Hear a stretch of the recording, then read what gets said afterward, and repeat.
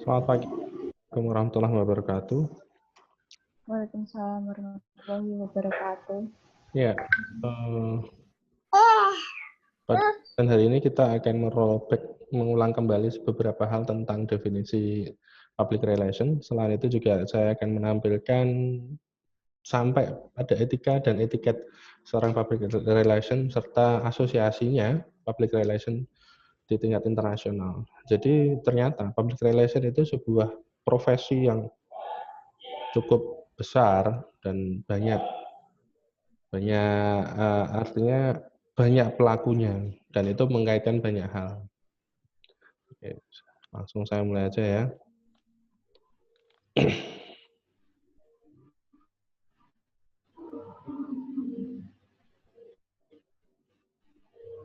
Nah ini public relation, etik dan etika public relation. Nah, menurut Reich F. Harlow, public relation itu ada dua, yaitu yang pertama sebagai method of communication, di mana itu merupakan serangkaian atau sistem kegiatan komunikasi yang khas. Yang kedua adalah public relation merupakan perwujudan dari kegiatan komunikasi yang dilembagakan ke dalam bentuk bagian divisi atau biro. Jadi dia public relation itu ada bironya. Jadi Anda sebagai anggota public relation atau mungkin sebagai pimpinan atau sebagai pelaku public relation, dia komunikasinya khas. Jadi tidak sembarangan dan itu tersistem. Kalau kita menilai pada definisi sebelumnya, yaitu adanya komunikasi yang terencana, komunikasi yang terstruktur, di manajemen, nah itu sama. Nah ini. Yang kedua, PR sebagai state of being, sebagai perwujudannya bisa berbentuk personal. Bisa berbentuk personal, yang dimaksud personal di sini ya perorangan, diangkat sebagai humas gitu. Bisa juga sebagai tim, PR. Nah, PR sebagai personal, ya biasanya juga satu orang menangani hampir semua. Biasanya kalau di sekolahan ya PR sebagai personal, maka humas nah itu menangani semuanya. Dari penugasan yang diberikan kemarin, saya melihat masih gampang Anda menyimpulkan atau mendokumentasikan apa ya bahasa saya ya, menjelaskan bagaimana PR itu harus bertindak, tetapi kok sebagian besar masih menjawab semua itu PR. Salah, PR itu hanya ada satu orang. Kalau tingkat sekolah atau hanya satu orang yang dimandatkan oleh kepala sekolah, yaitu Wakahumas, di mana Wakahumas bertugas untuk menata hampir semuanya. Bagaimana mereka membuat publikasi, kalau kalian memahami tentang bagian-bagian dari PR, kemarin cukup banyak, ada di dalamnya bagian publisitas, ada di bagian media, ada bagian itulah, cukup banyak pada bagian di situ. Nah, tapi kok tidak ada yang mengambil inisiatif memanfaatkan informasi tentang bagian-bagian dari PR tersebut dalam menjalankan atau mensukseskan kegiatan ya kemarin penyembelihan hewan kurban gitu loh. Terus PR internal dan eksternal. Kalau saya melihat kemarin belum banyak yang mengejawantahkan itu dalam sebuah kondisi di mana PR tersebut apa ya disebut ada satu orang khusus gitu tidak, tapi masih semuanya dianggap PR. Padahal ini tidak bisa seperti itu. PR as set of method communication di sini ya sebagai cara berkomunikasi dia khas. Khasnya ya mengelola, mengambil, menginformasikan dan selalu berdasar data. Nah, kemudian PR sebagai state of being perwujudannya bisa perorangan, bisa divisi, bisa biru, bisa bagian. Nah, di sini sangat penting sekali kalau PR sebagai hal-hal seperti ini. Terus kemudian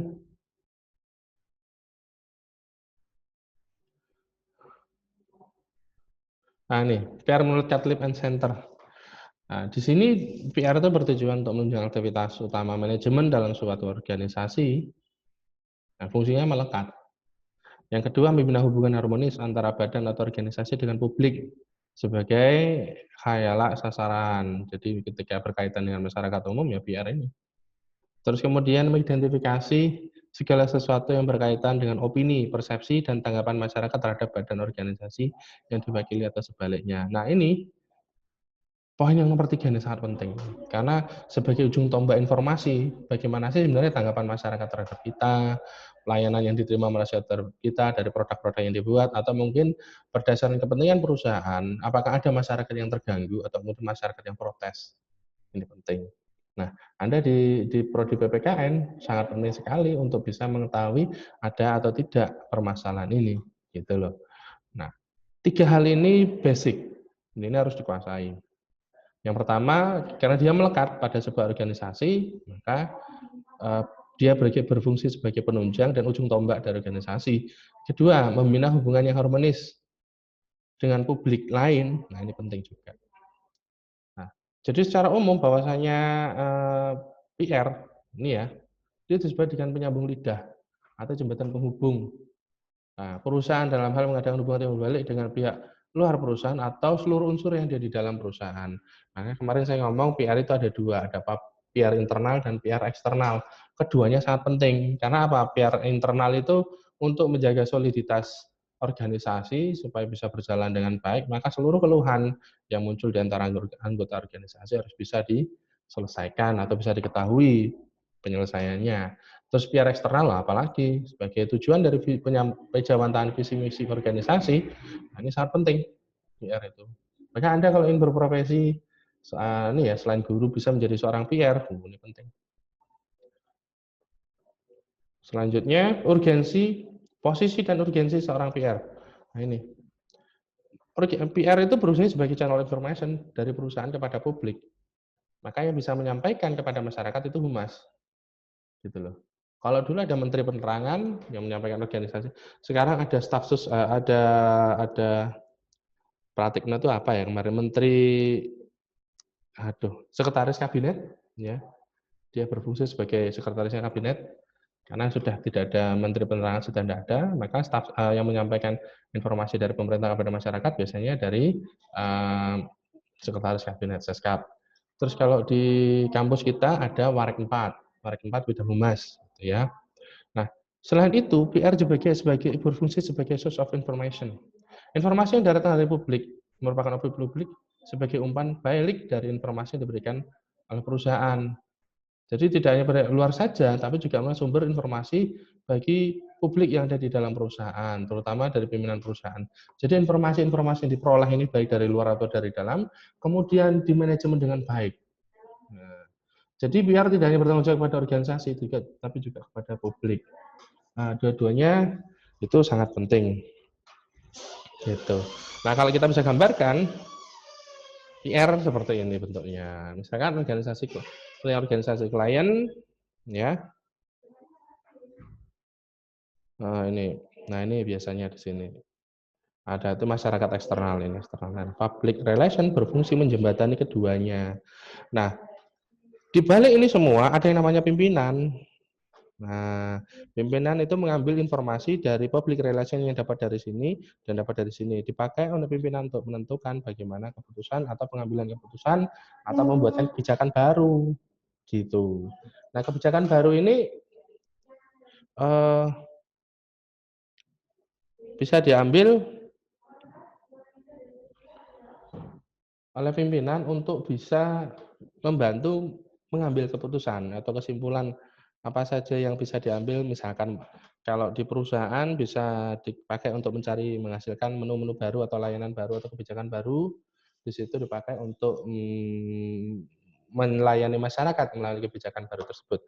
Kalau di pihak internal, misalkan ada ketidaknyamanan cara bekerja atau ada permasalahan yang tidak harmonis, maka bisa diselesaikan. Itu fungsi dari public relation, baik itu secara internal ataupun eksternal. Nah, selanjutnya, ini public relation merupakan professional person. Jadi ketika Anda masuk dalam sebuah tim public relation, maka Anda bisa dianggap sebagai professional person. Nah, seorang profesional dalam melakukan tugas kewajiban selalu berkaitan erat dengan kode etik profesi dan kode perilaku. Tolak ukur atau pedoman dalam menyelesaikan pekerjaan dan kewajibannya masing-masing sesuai dengan fungsi dan peran dalam suatu organisasi atau lembaga yang diwakilinya. Misalkan biasanya ya kalau Seskap berarti yang mewakili kabinet. Itu kalau seskap. Nah, kalau misalkan PR perusahaan, ya berarti dia mewakili perusahaan di mana dia bekerja. Nah, ini selalu berkaitan dengan kode etik profesi atau kode perilaku. Kode etik profesi, nah ini biasanya umumnya menimbulkan dua hal. Yang pertama, dilema moral ya. Yang pertama, loyalitas terhadap organisasi institusi. Yang kedua berikutnya adalah tanggung jawab. Nah, bisa apabila perusahaan itu membuat kebijakan yang kemudian bisa menimbulkan permasalahan di publik, biasanya ini bisa muncul masalah. Tetapi bagi orang-orang tertentu yang memiliki kemampuan untuk bisa mengatasi dilema di mana loyalitas dan tanggung jawab publik tetap bisa berjalan, tantangan ini ya biasa saja bagi mereka. Ya. Nah, fungsi dari kode etik profesi dari public relation yang pertama seperti ini. Nah, kode etik profesi memberikan pedoman bagi setiap anggota profesi tentang prinsip profesionalitas yang digariskan. Kedua, kode etik profesi merupakan sarana kontrol sosial bagi masyarakat atas profesi yang bersangkutan. Jadi, bagi seorang public relation, nah ini penting banget. Ketiga, kode etik profesi mencegah campur tangan pihak luar, organisasi profesi tentang hubungan etika dalam keanggotaan profesi. Jadi yang dimaksud pertama adalah kode etik profesi melaksanakan profesinya mampu mengetahui suatu hal yang boleh dilakukan dan yang tidak boleh dilakukan. Untuk poin pertama seperti itu. Yang kedua, maksud bahwa etika profesi dapat memberikan suatu pengetahuan kepada masyarakat agar juga dapat memahami arti pentingnya suatu profesi sehingga memberikan pengontrolan terhadap para pelaksana di lapangan. Yang ketiga, ya, arti tersebut dapat dijelaskan bahwa para pelaksana profesi pada suatu instansi atau perusahaan yang lain tidak boleh mencampuri pelaksanaan profesi lain dari instansi atau perusahaan yang lain. Jadi antara sesama PR apabila terjadi persaingan usaha, maka dia tidak boleh saling mencampur satu sama lain. Ini sangat penting loh ya. Nah ini sangat penting. Jadi dari ketiga hal ini, fungsi dari kode etik ini bisa sebagai pedoman atau panduan seseorang yang bertugas sebagai public relation untuk menyelesaikan permasalahan-permasalahan yang muncul atau mencari informasi-informasi yang muncul untuk mencapai tujuan atau visi misi dari perusahaan. Etika umum dari public relation menurut Sonny Kraft, orang lama ya, etika itu ilmu, ini doktrin,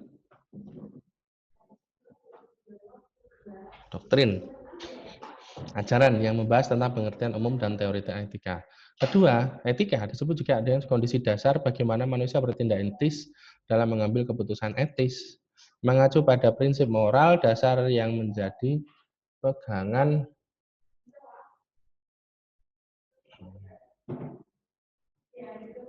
ya, dalam mengambil keputusan. Mengacu pada prinsip moral dasar yang menjadi pegangan dalam bertindak sebagai tolak ukur atau pedoman untuk menilai baik atau buruknya suatu tindakan yang dilakukan oleh seseorang. Yang dimaksud seseorang di sini adalah publik yang bertindak sebagai public relation tadi terhadap kelompok atau masyarakat di luarnya. Kelompok di sini bisa disebutkan kelompok di dalam perusahaan atau masyarakat yang ada di luar perusahaan. Nah, etika ini kemudian menjadi pedoman. Nih, menjadi pedoman seseorang untuk memperhatikan tindak tanduknya dalam mencapai visi misi, menjelaskan kepada masyarakat baik internal maupun eksternal perusahaan itu masih dalam batas etika bisa diterima masyarakat atau tidak. Nah, ini pada beberapa hal etika-etika yang umum seperti ini masih bisa ditolerin, artinya masih bisa dipakai, masih bisa dipegang sebagai pedoman. Nah, namun pada beberapa kausal tertentu di masyarakat umum, hal ini ada yang tidak bisa dengan mudah. Misalkan budaya masyarakat ada di sekitarnya, atau budaya kerja yang ada di sebuah perusahaan, itu biasanya amat sangat berpengaruh di sini. Gitu. Baik, selanjutnya dari etika umum ini, saya akan masuk ke etika khusus. Nah, ini. Penerapan prinsip moral dasar dalam bidang khusus, misalkan Anda sebagai seorang guru, guru PPKN, ya ini Anda harus bisa melihat bagaimana PPKN melandasi sikap-sikap Anda dalam mengambil keputusan atau ketika Anda diberi beban menjadi seorang humas untuk menyelesaikan permasalahan yang Anda hadapi. Pasti berpengaruh di situ. Yang kedua, bagaimana mengambil keputusan dan bertindak dalam kehidupan sehari-hari pada proses dan fungsional dari suatu organisasi. Dalam hal ini kalau kita amati bahwasanya PR itu tidak hanya berkaitan erat pada perusahaan pada publik selalu, tetapi ada juga yang pada bagian internal publik. Oleh karenanya dalam perilakunya dia juga berhubungan erat dengan masyarakat yang ada di dalam atau rekan seprofesi. Seorang profesional untuk bertindak etis yang berlandaskan teori-teori etika dan prinsip-prinsip moral penting ini. Etika khusus atau etika terapan dan prinsip-prinsip tertentu dalam etika PR sesungguhnya merupakan penerapan dari prinsip etika pada umumnya. Ini. Nah, ini selanjutnya etika khusus yang tidak lepas dari sistem yang dianut dalam kehidupan masyarakat. Misalkan budaya, kedua adat istiadat, moral, susila, pandangan hidup, pendidikan, tingkat pendidikan masyarakat, kepercayaan, serta nilai-nilai agama yang dianut. Etika khusus ini kemudian dibagi menjadi dua. Ada etika individual dan etika sosial. Etika individual menyangkut kewajiban dan perilaku manusia terhadap dirinya sendiri untuk mencapai kesucian kehidupan pribadi, kebersihan hati nurani, dan akhlak yang luhur. Kemudian yang kedua yaitu etika sosial berbicara mengenai kewajiban sikap perilaku sebagai anggota yang ada di dalam perusahaan tersebut atau ada di dalam masyarakat tersebut. Nah, di sini saya berharap Anda bisa memahami bahwasanya ternyata etika itu melingkupi hampir seluruh aspek kehidupan seorang public relation. Untuk itu, dalam menjalankan kewajibannya, dia tidak lepas sebagai yang diambil di fungsi dari etika profesi yang kita tadi bahas di depan, ternyata tidak lepas dari lingkup kehidupan pribadi pelaku public relation itu sendiri. Nah ini, masyarakat yang berkaitan dengan nilai-nilai sopan santun, tata krama, saling menghormati, yaitu bagaimana saling berinteraksi yang menyangkut hubungan manusia dengan manusia, baik secara perorangan dan langsung, maupun secara bersama-sama atau kelompok, dalam membentuk kelembagaan masyarakat dan organisasi formal lainnya. Dalam hal ini bisa kita mungkin bisa cermati bahwasanya seorang pelaku public relation yang merepresentasikan perusahaan, ketika dia ada di masyarakat, dia tidak beda dengan masyarakat yang lain. Ketika visi dan misi perusahaan atau tujuan perusahaan atau kepentingan perusahaan itu tidak menjadi suatu hal yang dibahas pada waktu itu, maka seorang PR juga sama dengan masyarakat lainnya. Dia juga menerima perintah, juga menerima informasi, juga menerima masukan dari yang lain. Tetapi ketika sudah menyinggung apa yang dimaksud dengan kepentingan perusahaan, maka dia akan berfungsi bagaimana dia merepresentasikan lembaga yang diwakilinya. Nah, berikut ini adalah garis besar etika. Nah, ini ada etika umum, ada etika khusus, ada etika individual, ada etika sosial. Di manakah letak etika profesi? Nah, ternyata ada di dalam bentuk etika sosial. Ada di sini. Ada di dalam etika sosial, ada di dalam etika khusus, etika secara umum.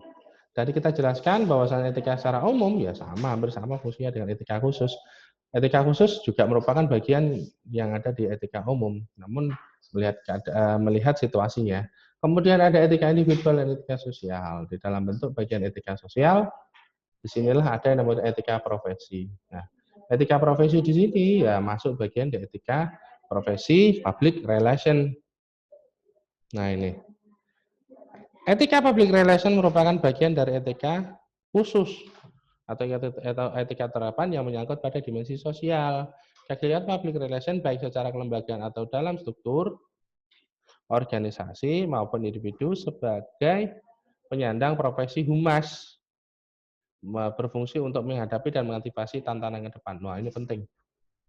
Banyaknya kasualitas dan dampak bagi individu dan masyarakat di sekitar organisasi yang melibatkan seluruh kehidupan seorang public relation, maka perlu disusun sebuah kondisi yang mendukung Kondisi positif yang sesuai dengan etika umum di masyarakat ini, public relation ketika dia mempresentasikan organisasinya, maka dia harus juga mengamati dan tugasnya penting loh public relation karena dia merupakan ujung tombak identifikasi nanti perubahan sosial yang dihadapi di lingkungan tersebut dan kaitannya terhadap kepentingan lembaga bagaimana. Nah, ini pertanyaan dari saya, Saudara Andreas ya. Menurut Anda, tantangan seperti apa yang akan dihadapi seorang yang berprofesi sebagai public relation dalam sebuah organisasi? Nah, ini. Kalau kita melihat sampai di sini, contoh sederhana, perusahaan yang katakanlah perusahaan yang menjual sebuah produk, dia tentu memiliki tantangan bagaimana caranya menjualkan produknya supaya mencapai target tahunan atau mencari informasi bagaimana produknya dapat terjual. Walaupun dia bukan bagian dari seorang marketing, tetapi memahami seluk-beluk masyarakat yang ada di sekitar atau setidaknya dapat merepresentatifkan perusahaannya sehingga bisa diterima di masyarakat. Ini sangat penting ya. Serta bisa mengamati pergeseran-pergeseran konflik-konflik sosial atau kondisi sosial yang akan dimungkinkan mengalami dampak pada organisasi atau perusahaan. Ya, sampai di sini paham? Kalau paham tolong saya dikasih tanda jempol di jempolnya. Mana jempolnya?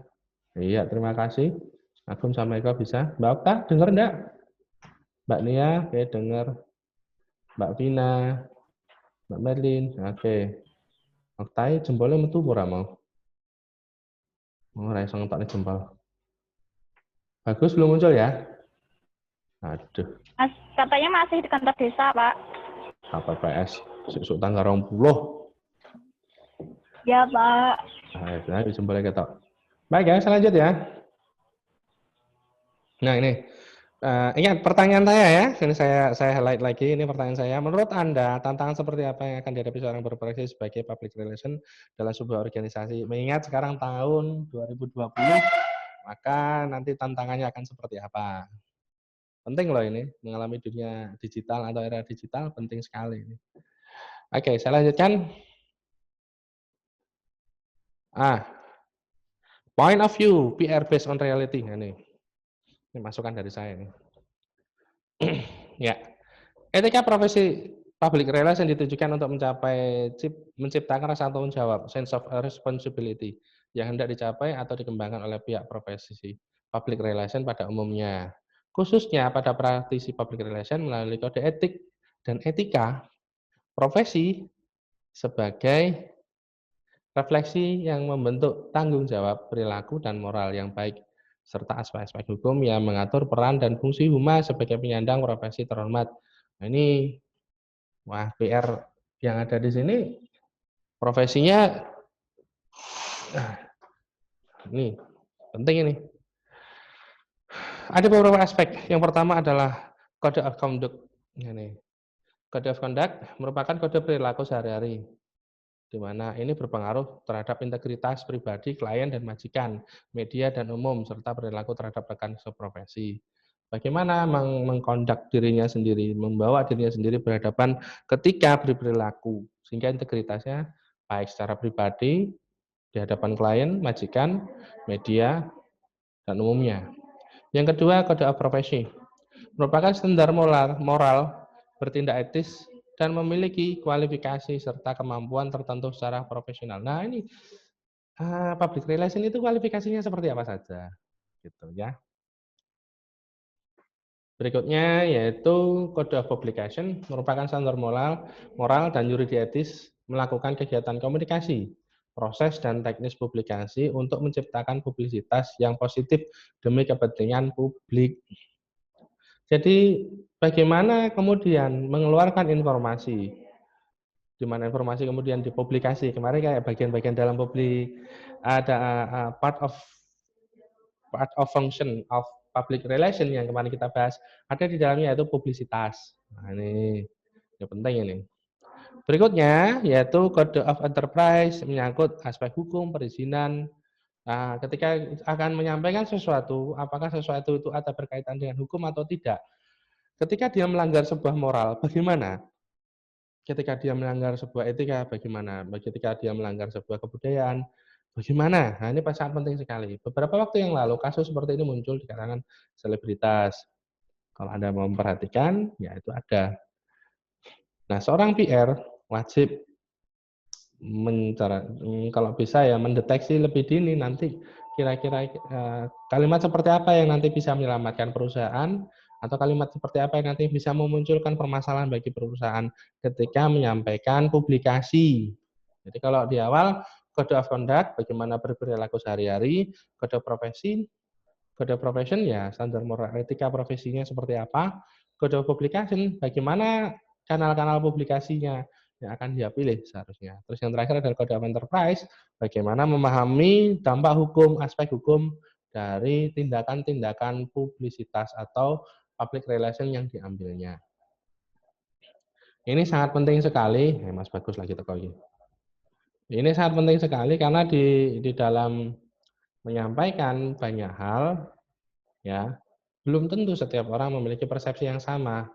Untuk itu, pemahaman hukum atas hukum-hukum positif, baik itu secara positifisme atau natural, itu harus bisa dipahami seorang public relation. Nah, di PPKN ini sangat penting. Kenapa kok penting? Ya, jelas. Anda tidak hanya fungsinya mengajar tok ke depan. Nah, fungsi pemahaman Anda tentang hukum-hukum yang ada di dalam mata kuliah Anda terima, ini bisa membantu Anda, gitu loh. Dan pekerjaan ini bagus sekali. Salah satu bentuk profesi yang ada di dalamnya. Baik, berikutnya ini saya sampaikan ya, persinggungan etika dan hukum. Nah, ini yang saya sampaikan tadi. Ada arilan natureh. Nah, di mana ini Anda tergantung Anda bagaimana menyikapi ya. Bagaimana tidak ada pemisahan antara etika dengan hukum. Sehingga ketika seseorang bertindak secara etik atau etika sebagai pedoman, maka dia mengikuti hukum yang ada. Dianggap secara langsung seperti itu. Tetapi ketika seseorang dianggap melakukan pelanggaran etik, kayak kemarin etik jurnalisme, di mana Mbak Najwa Shihab berulang kali memanggil Pak Terawan tidak hadir, kemudian melakukan wawancara kursi kosong. Nah, bagi budaya di Indonesia, mewawancarai kursi kosong itu masih tabu. Tetapi kalau di luar negeri, presiden pun kalau tidak diundang tidak datang, jadi wawancarai kursi kosong, dan itu biasa. Nah, perbedaan budaya di sini perlu Anda pahami. Sehingga moral umum, etika umum yang ada di sini tadi ya harus bisa Anda kuasai. Sehingga ketika Anda melakukan yang kedua tadi apa ya? Nah ini, kode of profession di mana Anda mengambil kode of publication untuk mempersiapkan menyampaikan informasi kepada publik atau menyerap informasi dari publik. Ini Anda harus sudah siap, sudah paham budaya yang ada di sekitar. Untuk itu pada profesi public relation, memahami dan mengetahui budaya lokal, budaya etik masyarakat di sekitar di mana Anda bekerja sangat penting. Nah ini. Yang kedua, jadi kalau yang pertama natorah itu ketika orang melakukan pelanggaran etik, ya udah dianggap ya pelanggaran hukum. Nah ini di Indonesia bagi jurnalis yang sudah kalibernya nasional atau internasional, nah itu enggak masalah.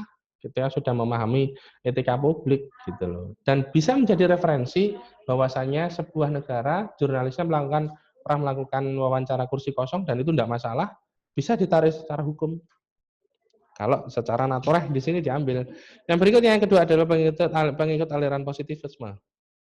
Mengkonsentrasikan perhatian pada isi hukum yang berlaku. Nah ini, jadi seseorang ketika melakukan pelanggaran etik belum tentu dianggap sebagai melakukan pelanggaran hukum. Nah, dilihat dulu dari segi hukumnya, isi positif serta kandungan positif dari hukum tersebut ada tidak yang berkaitan dengan etik yang dilanggar. Ketika itu tidak ada, ya tidak masalah. Tetapi ketika itu ada, maka pelanggaran etik tersebut termasuk juga pelanggaran hukum. Jadi dilihat dulu secara penegakan hukumnya. Nah ini. Berikutnya yaitu etika dan etiket. Nah ini, Anda harus paham ini. Etika dan etiket. Etika adalah niat, etiket. Nah ini. Niat apakah perbuatan itu boleh dilakukan atau tidak. sesuai pertimbangan niat baik atau buruk serta akibatnya. Sedangkan etiket merupakan cara untuk melakukan perbuatan. Etika adalah nurani, etiket adalah formalitas. Etiketnya baik, etikanya mbuh, soalnya batiniah. Oke.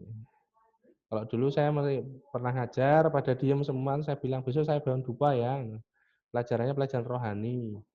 Gitu. Karena saya nggak bisa denger ya, batin kabeh sinau nih. Yang ketiga adalah etika bersifat absolut, artinya tidak dapat ditawar lagi. Kalau perbuatan baik mendapat pujian, ketika salah harus dapat sanksi. Sedangkan etiket bersifat relatif, yaitu suatu hal yang dianggap tidak sopan dalam suatu budaya daerah tertentu, belum tentu itu juga tidak sopan. Aneh di Indonesia, katakanlah di warung nunggu jika nggak masalah. Dalaman sikil ketok nggak masalah. Tapi kalau di Thailand, dalaman sikil ketok itu penghinaan. Nah, ini harus tahu ini. Jadi PR harus bisa betul-betul menguasai kebudayaan lokal supaya dalam menjalankan tugasnya merepresentatifkan perusahaan mereka tidak mengalami masalah. Etika berlaku tidak bergantung pada ada atau tidaknya orang lain. Nah, etiket hanya berlaku jika ada orang lain yang hadir. Jika tidak ada, etiket itu tidak berlaku. Penting ya. Jadi dengan memahami etika dan etiket, perbedaan keduanya, jadi Anda bisa mengambil sisi-sisi di mana Anda bisa menstrategikan bagaimana menyampaikan informasi, bagaimana menyerap informasi, disampaikan kepada pimpinan, dan menjadi salah satu sumber informasi penting yang bisa menjembatani antara kepentingan organisasi dan kepentingan masyarakat. Supaya nggak mengalami dilema kayak tadi. Dilema yang dihadapi antara tadi kalau nggak salah loyalitas dengan tanggung jawab. Loyalitas kepada perusahaan, informasi yang disampaikan, pokoknya tujuan perusahaan tersampaikan. Tapi perusahaan tidak mau memperhatikan bagaimana kondisi masyarakat yang ada di sekitar, maka tanggung jawab dari public relation atau PR yang menanganinya ini perlu dipertanyakan. Ya. Berikutnya yaitu kualifikasi. Ketika seseorang menjadi berprofesi sebagai public relation, maka dia harus memiliki yang pertama yaitu kesadaran etis, ethical sensibility. Yang kedua, memiliki kemampuan untuk berpikir secara etis. Pokoknya etis kabeh lah ini. Ethical reasoning. Terus kemudian kemampuan untuk berperilaku secara etis, ethical conduct. Nah, tadi yang dimaksud dengan conduct seperti ini. Kemudian yaitu kemampuan untuk untuk memimpin secara etis. Nah, kita bahas satu-satu.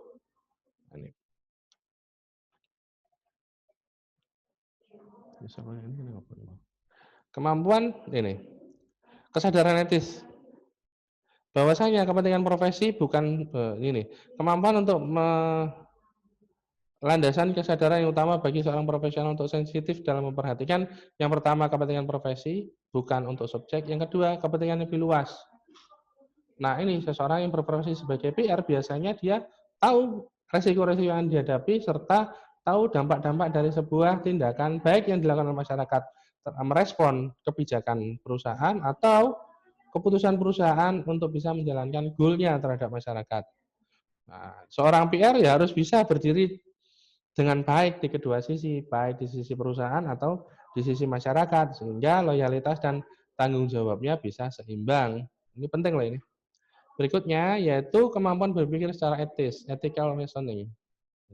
Di mana seorang PR dia harus memiliki kemampuan berwawasan, berpikir secara etis dan nah ini untuk mempertimbangkan tindakan profesi dan mengambil keputusan harus berdasarkan pada pertimbangan rasional, objektif, penuh integritas pribadi dan tanggung jawab yang tinggi. Untuk dapat diukur oleh pengambil keputusan di perusahaan atau representatif di masyarakat menilai bagaimana seorang PR bisa mengendarai informasi yang sudah dikelolanya itu disampaikan di masyarakat serta menyerap aspirasi dari masyarakat dibawa masuk ke dalam perusahaan untuk menjadi sumber informasi bagi perusahaan. Ya. Nah, selanjutnya yang ketiga yaitu ethical conduct. Seorang PR harus memiliki kemampuan untuk bagaimana berperilaku, bersikap, memiliki etika moral, serta tata krama atau etiket. Yang baik yaitu good moral and good manner dalam bergaul atau berhubungan dengan pihak lain. Nah ini. Jadi seorang PR itu kehidupannya baik di dalam masyarakat atau di dalam perusahaan bagaimana dia bekerja itu selalu berkaitan. Untuk itu siap-siap apa Yus? Banyak hal lah dalam PR, bagaimana perusahaan menilai, bagaimana rekan kerja menilai, serta bagaimana masyarakat mempercayai. Ketika seorang PR sudah dipercaya oleh masyarakat, kondisi terburuk apapun yang dihadapi masyarakat karena dampak dari perilaku perusahaan, masyarakat biasanya mendatangi. Nah ini. Nah, bagaimana berdiri di berpijak di depan publik dan bersikap mengargumentasi pimpinan agar tanggung jawab di publik bisa tercapai, serta loyalitas kepada perusahaan juga bisa tercapai. Nah ini termasuk di dalam memperhatikan hak-hak pihak lain dan saling menghormati pendapat atau menghargai martabat orang lain. PR biasanya dia betul-betul harus bisa menyampaikan maksud dari perusahaan serta menyerap aspirasi. Selain itu keluhan-keluhan itu harus bisa diselesaikan. Itu sebabnya pekerjaan sebagai PR berat sekali. Tidak ada batasan. Kalau kita melihat tadi ternyata dari etika umum, etika khusus, dimensinya sosial, maka seseorang yang berperilaku sebagai public relation harus siap-siap dicondro, dinilai, sehingga dia bisa berdiri imbang keduanya antara loyalitas dan tanggung jawab. Ketika masyarakat menganggap PR yang si A gitu merepresentasikan perusahaan ABC gitu, dia bisa bisa tanggung jawab, maka masyarakat akan mempercayai. Ketika masyarakat mempercayai, karena sudah bisa tanggung jawab, menyampaikan informasi dari perusahaan kepada masyarakat, perusahaan akan menganggap memiliki loyalitas. Bagaimana membalanskan keduanya? Ya, jam terbang. Yang berikutnya yaitu kemampuan untuk memimpin. Nah ini.